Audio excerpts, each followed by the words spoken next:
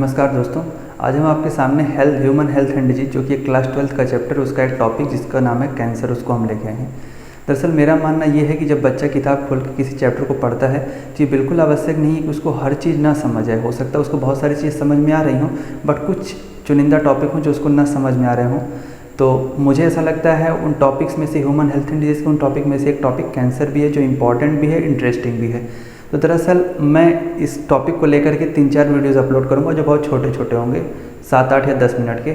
उसको देखने के बाद आपको कैंसर से रिलेटेड हर क्वेरी, हर डाउट क्लियर हो जाएगा। कैंसर का ट्रीटमेंट कैसे होता है, कैंसर के कॉजेज़ क्या क्या होते हैं, कैंसर का डायग्नोसिस कैसे होता है, कैंसर के टेस्ट्स क्या क्या होते हैं, हर एक चीज़ क्लियर हो जाएगी। तो दोस्तों सबसे पहले हम बात करते हैं जो डिजीज़ेज़ होती हैं वो दरअसल 2 तरह की होती हैं। एक तो होती है नॉन कम्युनिकेबल डिजीज़, दूसरी होती है कम्युनिकेबल डिजीज़। कम्युनिकेबल डिजीज़ वो डिजीज़ होती है जो एक व्यक्ति से दूसरे में फैलती रहती है, जिसका एक सबसे जो है मशहूर एग्जाम्पल है एड्स। एड्स जो है मोस्ट फैटल है, मोस्ट कॉमन है, ये सबसे ज़्यादा हानिकारक भी है और एक से दूसरे में फैलने का खतरा भी बना रहता है। और जैसे ही हम दूसरी बीमारी का नाम लेते हैं जो कि है जो कि है कम्युनिकेबल डिजीज़ या जो कि है नॉन कम्युनिकेबल डिजीज़, जिसका एक से दूसरे में फैलने का कोई खतरा नहीं रहता है, इसका जो एग्जाम्पल है वो है कैंसर। कैंसर भी मोस्ट फैटल है और कहीं ना कहीं मोस्ट कॉमन है। तो सबसे पहले इसी चीज़ को मैंने ध्यान में लिखते हुए बोर्ड पर लिख रखा है कि ये जो कैंसर जो डिजीज़ होती है, यहाँ मैंने लिख रखा है कैंसर। तो मैंने इसको देखते हुए लिखा है कि ये नॉन कम्युनिकेबल डिजीज़ है। नॉन कम्युनिकेबल डिजीज़ होने का मतलब ये है कि यह बीमारी एक से दूसरे में नहीं फैलती है। तो अगर हमें ये पता चलता है कि सामने वाला कैंसर का पेशेंट है तो उसको हमें सोशली आइसोलेट करने की कोई आवश्यकता नहीं है, उसको हम अपने समाज में जगह दे सकते हैं। ठीक है, आमतौर पर लोगों में भ्रांति होती है कि भाई साहब इसको कैंसर है तो इससे थोड़ा दूरी बना के रखिए। ठीक है, तो आपको डरने वाली कोई बात नहीं है। कैंसर एक नॉन कम्युनिकेबल डिजीज़ है, उसका फैलने का कोई ज़्यादा खतरा होता नहीं है। अब हम अगली बात करते हैं। दूसरे यहाँ मैंने लिख रखा है ये एक मोस्ट फैटल है और साथ ही साथ में मोस्ट कॉमन है। मोस्ट कॉमन दरअसल मेरा लिखने का कारण ये है क्योंकि आपको जानकर कि ये हैरानी होगी कि भारत में तकरीबन हर साल 1 मिलियन लोग इस कैंसर से पीड़ित होकर के दम तोड़ देते हैं। मोस्ट कॉमन है तभी तो 1 मिलियन लोग साल भर में मर रहे हैं। और साथ ही साथ में दूसरी बात मैंने लिखी है मोस्ट फैटल है। मोस्ट फैटल होने का मतलब ये है कि अगर कैंसर का डायग्नोसिस टेस्ट वगैरह फर्स्ट या सेकंड स्टेज में हो जाता है तब तो ठीक है, लेकिन अगर फर्स्ट या सेकंड स्टेज में नहीं हो पाता है, थर्ड या फोर्थ स्टेज चली जाती है तो फिर इससे हमको जो है खतरा होता है, तो फिर बच पाना मुश्किल होता है। अगली बात हम करते हैं। मैंने यहाँ लिख रखा है कि cancer is the condition of rapid excessive and uncontrolled cell division. Rapid excessive and uncontrolled cell division दरअसल आमतौर पे होता क्या है कि भगवान ने हमारी बॉडी में, अब चाहे हम डिसिप्लिन रहें या फिर न रहें, लेकिन जो हमारी बॉडी में भगवान ने जितने भी प्रोसेस दिए हैं, जितनी भी मेटाबॉलिक रिएक्शंस दी हैं, वो एक बहुत हाईली रेगुलेटेड मैनर में चलती हैं। और न सिर्फ हाईली रेगुलेटेड मैनर में चलती हैं बल्कि एक डिसिप्लिन वे में चलती हैं। इसी वजह से भगवान ने उनको इनवॉलेंट्री रखा है। अगर वो वॉलेंट्री होती, हमारे अंडर में होती, तो जैसे हम खुद डिसिप्लिन में नहीं रहते हैं, वो चीज़ें भी डिसिप्लिन में नहीं रहती। और जो भगवान का ये बनाया हुआ शरीर है जो कि 70 से 80 साल तक चलता है, वो 1-2 दिन में निपट जाता है। ठीक है, इस वजह से ये चीज़ें भगवान ने इनवॉलेंट्री कर रखी हैं ताकि ये हाईली डिसिप्लिन और रूल्स रेगुलेशंस के साथ चले।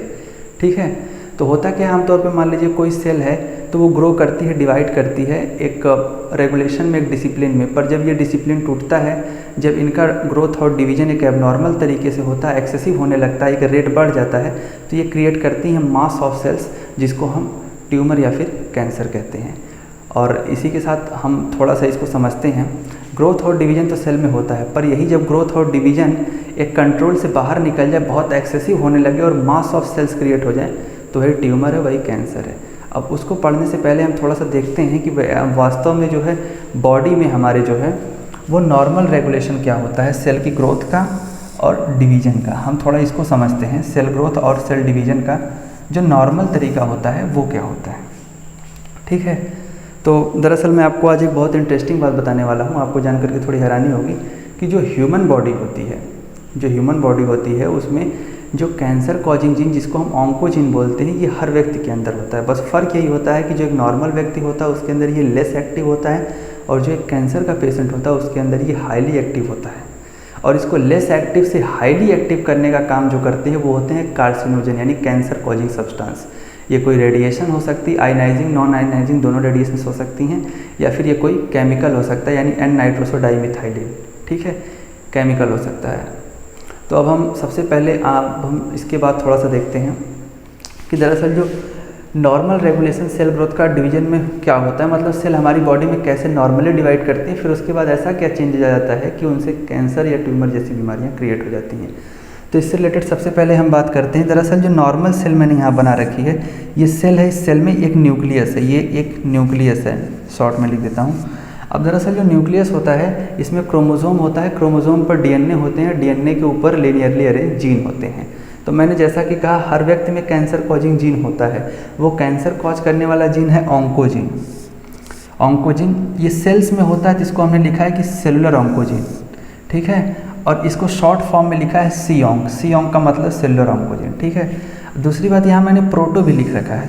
प्रोटो का मतलब ये होता है कि ये लेस एक्टिव है। यहाँ पर लेस एक्टिव मैंने अभी कहा कि जो लोग नॉर्मल होते हैं उनके अंदर ये लेस एक्टिव होता है। कई सारे लिटरेचर्स इसको इनएक्टिव लिखते हैं, हम नॉर्मल की बात कर रहे हैं तो यहाँ ये लेस एक्टिव दिखेगा, ठीक है। इसका मकसद ये होता है कि जो सेल की ग्रोथ है बहुत हाई स्पीड से हो, ये एक बहुत ही ज़्यादा हाई स्पीड से हो। हाई स्पीड से कहने का मतलब मान लीजिए इसका मानना ये है कि जो सेल ग्रोथ और डिवीजन हो वो एक्स की रफ्तार से हो, ठीक है। तो वहीं इसी क्रोमोसोम पर एक और भी जीन होगा जिसको हम बोलते हैं ट्यूमर सप्रेसर जीन। इसकी मंशा ये होती है, ये इसकी बात को पहचानता है, ये जानता है कि ये प्रोटो ऑन्कोजीन ये कैंसर कॉजिंग जीन है। अगर सिर्फ ये अपनी मनमानी करेगा तो ये क्या करेगा, सेल में एक्सेसिव ग्रोथ कराएगा, एक अनकंट्रोल ग्रोथ कराएगा, जिसकी वजह से ट्यूमर या फिर कैंसर बन सकता है। तो ये इसको रोकने का काम करता है, ये इसकी स्पीड को थोड़ा सा मिनिमाइज करता है। ये कहता है कि एक्स स्पीड से नहीं सही, तुम x/2 स्पीड से चल लो, इसमें क्या दिक्कत होगी। तो इसका सहयोग देता है एक और प्रॉपर्टी जिसको हम सेल की जो कॉन्टैक्ट इनहिबिशन बोलते हैं। दरअसल क्या होता है, जब सेल किसी ऑर्गन में होगा, किसी टिश्यू में होगा, तो उसकी अगल बगल भी कई सारी सेल्स होंगी। जैसे ये मान लीजिए मेन सेल है, इसके अगल बगल भी कई सारी सेल होंगी, तो स्पेस इसके पास ज़्यादा नहीं होगा फैलने का, स्पेस इसके पास बहुत कम होगा। तो ये जो बगल वाली सेल होंगी वो इसके ऊपर एक कॉन्टैक्ट ऑफ इनहिबिशन लगाएंगी, मतलब इसे फैलने से रोकेंगे, इसकी ग्रोथ एक्सेसिव नहीं होगी, ठीक है। ये इसके ऊपर एक कॉन्टैक्ट इनहिबिशन लगाएंगी। तो प्रोटो ऑन्कोजीन तो चाहता है कि सेल ग्रोथ और डिवीजन बहुत फास्ट हो, लेकिन ये जो ट्यूमर सप्रेसर जीन है ये कहता है नहीं, थोड़ा धीमे करो, क्योंकि ये इसकी इच्छा को पहचानता है, ये जानता है कि ये कैंसर कॉज कर देगा। तो ये ट्यूमर सप्रेसर जीन, जिसको हम p53 जीन के नाम से भी पुकारते हैं, और साथ साथ में एक हमारा है जो प्रॉपर्टी बाकी सेल्स की है, प्रॉपर्टी ऑफ कॉन्टैक्ट इनहिबिशन, इन दोनों की वजह से जो एक्स रेट से डिवीजन करवाना चाहता है वो घट करके x/2 या x/4 मान लीजिए हो जाता है। एक थोड़ा समझने वाली बात है, मतलब जो एक्सेसिव ग्रोथ एंड डिवीजन होता है उसको थोड़ा घट के कम करा देते हैं। तो जो सेल ग्रोथ और डिवीजन होता है वो एक बड़े कंट्रोल्ड रूल्स एंड रेगुलेशंस के साथ होता है, एक बड़े डिसिप्लिन मैनर में होता है, तो फिर कैंसर होने की संभावना कम रहती है। अब उसके साथ साथ होता क्या है, दरअसल कभी कभार जैसे जो कार्सिनोजन होते हैं, जो कैंसर कॉजिंग सब्सटेंसेस होते हैं, वो दरअसल करते क्या हैं, इसके अंदर म्यूटेशन ला देते हैं। ये जो जीन है, तो ये प्रोटो ऑन्कोजीन जो अब तक लेस एक्टिव था वो हाईली एक्टिव हो जाता है, वो हाईली एक्टिव हो जाता है और ये दोनों काम करना बंद कर देते हैं, जिसकी वजह से ये क्या करता है, एक एक्सेसिव ग्रोथ कराता है, एक मास ऑफ सेल जनरेट करता है, जिसको हम ट्यूमर या फिर कैंसर बोलते हैं। एक्चुअल में नॉर्मल सेल्स की प्रॉपर्टी होती है प्रॉपर्टी ऑफ कॉन्टैक्ट इनहिबिशन। जो व्यक्ति नॉर्मल है उसके ऊपर दबाव बनाया जा सकता है, जो व्यक्ति बदमाश है उसके ऊपर दबाव नहीं बनाया जा सकता, वो तो खुद दूसरों पे दबाव बनाएगा। तो जो कैंसर सेल होती हैं उनके ऊपर बाकी सेल दबाव नहीं बनाती हैं, वो खुद दूसरों के ऊपर दबाव बनाती हैं, क्योंकि जो कैंसर सेल्स होती हैं वो एक ट्यूमर के फॉर्म में मास ऑफ सेल्स में हो जाती हैं, तो वो बाकी सेल से कंपटीशन करती हैं न्यूट्रिशन के मामले में, तो उनको स्टार्वेशन करके मार देती हैं और अपने ऐसे धीरे धीरे करके फैलती जाती हैं, ठीक है, ये बात है। और दूसरी चीज़ मैं ये बताना चाहता हूँ, आपने आमतौर पे लोगों के मुँह से ऐसा कहते हुए सुना होगा कि हमारे यहाँ भाई साहब थे, उन्होंने तो कभी जो है आमतौर पे आप लोगों ने समाज में ऐसी बातें सुनी होगी कि फलाने कैंसर से मर गए, पर उन्होंने कभी तंबाकू गुटखे को हाथ भी नहीं लगाया, कभी सिगरेट भी नहीं पिया। तो दरअसल होता क्या है कि जैसा कि मैंने आपको बताया कि cancer causing gene cellular oncogene या फिर सी-ऑन्क ये हर व्यक्ति के अंदर होता है, हर व्यक्ति के अंदर होता है। तो मान लीजिए एक व्यक्ति तो वह है जो दिन रात सिगरेट पीता रहता है, दूसरा उसके अगल बगल रहता है जो पीता तो नहीं लेकिन उसके साथ रहता है, तो इसको हम बोलते हैं पैसिव स्मोकर, ठीक है। तो अब क्या होता है, हमें पता है कि जो जीन है वो दोनों के अंदर है, जो एक लगातार पीता है जो चेन स्मोकर और जो पैसिव स्मोकर है। बस फ़र्क ये है कि दोनों का जीन जैसे सबके अंदर जीन होता है, बस जीन का सेंसिटिविटी लेवल अलग अलग होता है, ये बात हमको पता नहीं होती है।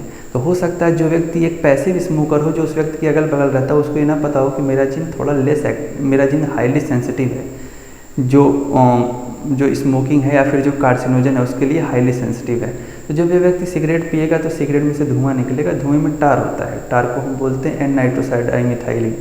तो वो टार जब उस व्यक्ति के अंदर जाएगा जो पैसिव स्मोकर है, जो उसके बगल में सिर्फ बैठा हुआ है, तो जैसे ही फर्स्ट एक्सपोजर होगा वो नाइट्रोसोडाइमिथाइलिन उस व्यक्ति के अंदर जाएगा, वो उस ऑन्कोजिन को एक्टिवेट कर देगा, उस ऑन्कोजिन को ट्रिगर कर देगा और वो जीन क्या होगा, हाईली एक्टिव हो जाएगा, जिसकी वजह से फिर वो सेल जो है वो जो है एक एक्सेसिव अनकंट्रोल डिवीजन करेगी और एक मास ऑफ सेल जनरेट करेगी, जिसको हम ट्यूमर या फिर कैंसर कहते हैं। ये कारण है आमतौर पे। तो इस वजह से सरकार ये कहती है कि जो स्मोकिंग होती है वो इंजरियस टू हेल्थ होती है, क्योंकि हमें पता नहीं होता है कि हमारे जो सेल्स हैं उनके अंदर जो जीन है वो उसके लिए कितना सेंसिटिव है। तो बेहतर तो यही होगा हम उससे दूर रहें, ना तो हम चेन स्मोकर बने, ना तो हम जो है पैसिव स्मोकर बने।